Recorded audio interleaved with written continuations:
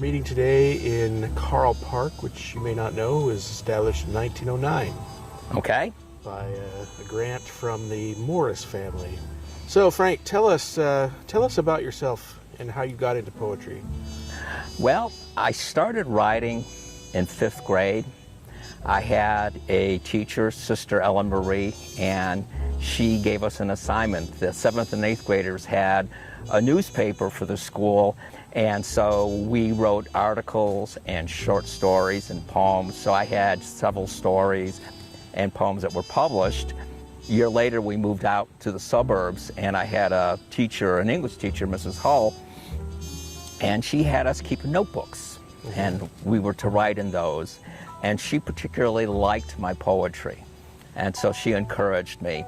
And so I kept those notebooks. In fact, I still have them to this day. And then I also had my first poetry reading because she had me read for a Christmas program one of my poetic works. And then she also had me read one for a graduation as well. And so I kept bringing those notebooks with me. I sometimes would find articles about poetry in Time magazine or the newspaper, and I'd cut them out and I would paste them into the pages. Find notebooks, poems writing about first love, falling in love. When you're 7th and 8th grade, that can be pretty traumatic. Right. And so I carried those same notebooks all through high school and variations of them even into college, at different points writing and not writing. But what really kicked it off for me in some ways were a couple events. I had a brother-in-law who recommended reading the book Artist's Way by Julia Cameron. Oh, yeah. And one of the aspects of that book is journaling. It encouraged me to get a lot of things out. And so that carried out onto the page? Out onto a page, not out into the public. When did you make that change? Well, that really started more so after retirement. Even though I did try submitting to journals, but I was easily discouraged because they were all rejected, and I didn't have a community of people to give me feedback and to present an environment that was very helpful. So what really helped me, particularly in retirement, was finding communities like CU Poetry. I found, for me, what made a difference was being part of a bigger community. When you think about mortality and fragility and things like that, where does that come out in your poetry? Well, talking about age, but also reflecting on what I experienced when I was younger. And I guess sometimes it's tempting to look back and think, oh, if I could do it all over again, I would do this differently. I would make different decisions. I'm not so sure that's the case. Maybe some would be different, but I'd just make different mistakes. Right. Do you have a poem with you that talks in some way about that idea of mortal fragility? One of the areas that's kind of ironic, I've been writing a lot of poems about my dog Nero, he's an old dog like me, and talking about life, and I use him kind of like my avatar. But I can share some of my Nero poems. Give us one. Okay. At this time. Privacy. Nero's a dachshund. I don't think Nero appreciates poems about his personal habits. Though he's not one to pout, he gives me the stink eye, questions me when I disappear in my office with a laptop for long hours. He's particular about privacy, waits for me at the door. I just prefer to go for long walks. I don't want to read odes about my personal habits.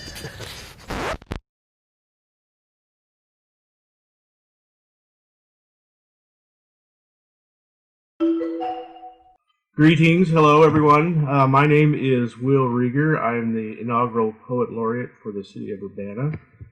And we are here speaking with local poet Frank Modica. Before we get into that, I want to say thank you to all those who have been supportive of this program. Originally, it was called Poets on a Park Bench, but because of the recent health concerns, we're calling it now Poets in a Pandemic. So it's the same thing, but different parameters, location. So Frank, welcome. Will, good to sit down with you. Frank, I want to ask you a question now. You are a poet that relies heavily on narrative. Yes. And I know many of your poems are very contemplative. They're quiet moments with the dog, making food, and so forth.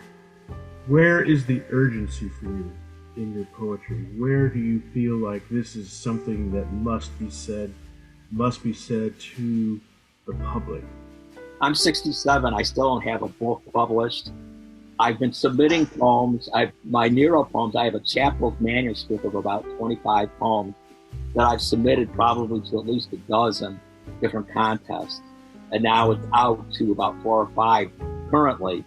I talk about growing old with Nero, and I use Nero as my metaphor, if you will. Right. Can you read a Nero poem for us? Here's a poem that I wrote. It's the first in a current version of my sending out. It's called Invocation to the Muse. Self-expression is overrated. Siri won't translate Dachshund to English. My paws tap anxiety instead of sonnets. My nose smudges computer touch screens. Maybe someday we'll compose epic poems, but we grew old together. How we grew old together. But right now, I want to dream about squirrels racing up trees as I chase them away from our front porch. So that's Nero. That's our experience together. And and you and Nero are the dynamic duo. You identify with him as you're both aging, you're both gaining experience. I've noticed sometimes Nero's voice becomes rather sarcastic and critical in your poems, but there are times when Nero maybe a little bites back at you. Yeah. And I'm curious, in terms of these factors, what do you see is the future of your poetry? Who are you speaking to? Who is Nero speaking to in terms of your audience? Well, it's interesting that you asked that question, because that's one of the things that I think is evolving, certainly in my manuscript about Nero's poems, because there was maybe some ambivalence sometimes in earlier versions and a bit more sarcasm. And I've kind of tempered some of that and made it more a sense of family and relationship, looking at and kind of laughing at myself and laughing with Nero. Nero is a dog, and so there is some personification, but I recognize him as a dog. And so there's a struggle back and forth. So I use him as a metaphor, and yet in other poems I recognize his dogginess and the fact that he has his own particular desires. So I poem right here, Birthday Buddies. Nero loves apples, whole carrots, day-old bread. He'll eat almost anything. At Grandma's house, he jumped from the floor to a chair, up to the kitchen table, and ate a whole pound cake. My birthday present. When I get him off the table, he barks. Why didn't you invite me to the party? I do want to ask you about your food poems. I know you've written a number of poems about food and food's meaning in your family life. I wonder if you could share one with us. Well, it's an interesting thought. Food played a lot of roles in my life. And oftentimes, you think about food, you think about farms, you think about nature. And I'm not a nature poet. So when I write about food, I write about it from a very gritty experience of putting it together. But I'll read. Okay, here's one. It's kind of a combination of food and nature. Here's my poem called Metamorphosis. The picker's calloused hands pluck me from a branch. She crates me with my brothers and sisters, carries me to a pickup. A trucker hauls me to a distributor. I'm washed under cool streams of water, sorted, waxed, delivered to a grocery. The produce clerk displays me in my polished perfection. A shopper with trim, smooth nails examines my skin for flaws.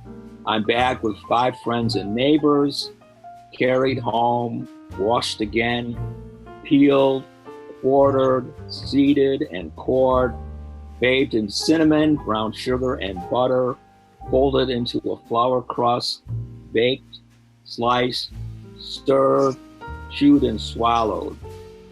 Oh, I have fallen far from the tree. My grandmother was a big pie maker, and my mother became a pie maker. And my mom has taught me how to bake pies. You know, you don't think of pie's it's not an Italian thing, but my grandmother was a good cook, and I guess it was part of her way of assimilating. I think about my grandparents a lot. I think about my grandfathers and the sacrifices that they made. They came from Sicily over 100 years ago, and they didn't derive a direct benefit in any way from coming over. And in fact, they experienced a lot of discrimination based on ethnicity, based on religion, based on language. And yet, you know, they were willing to do that and pay the price. And here I am in my, if you will, middle-class comfort because of the sacrifices that they made. And one of the poems that I chose was a poem that I called Shovel Man. It was inspired by a poem by a Carl Sandburg, but I took it and rewrote it based on my family experiences. Shovel Man. Every summer, Grandpa worked magic in his backyard garden with a shovel in hand. He loved spading dirt over newly seeded beds, setting poles for string beans, sharing the bounty with his family. In his youth, he was always tilling farm fields with a battered shovel to pay his monthly tithe to the church in Sicily, scraps left for him. The only healthy people he saw were priests and monks. He fled to America because he was starving. He had no future. In Chicago, more grinding poverty. He became a shovel man, a dago, building a railroad overpass, a story he never shared with his grandchildren. On weekly trips to Grandpa's place, my brother and I passed under the tons of dirt, rock, and concrete, his monument. Mom told us how Grandpa helped build it. We'd enter a long, dark tunnel, smell the damp, feel the cold oppression of the freight trains and trucks over our heads. We feared those weekly eclipses, sighed with relief every time we came out at the end into the sunshine, sighed again because we didn't have to shoulder his shovel. What would you recommend to young poets from your perspective as a writer? What should they be doing? I think they should be reading lots of poetry. And, you know, start with stuff that you like. There's nothing wrong with that. But read.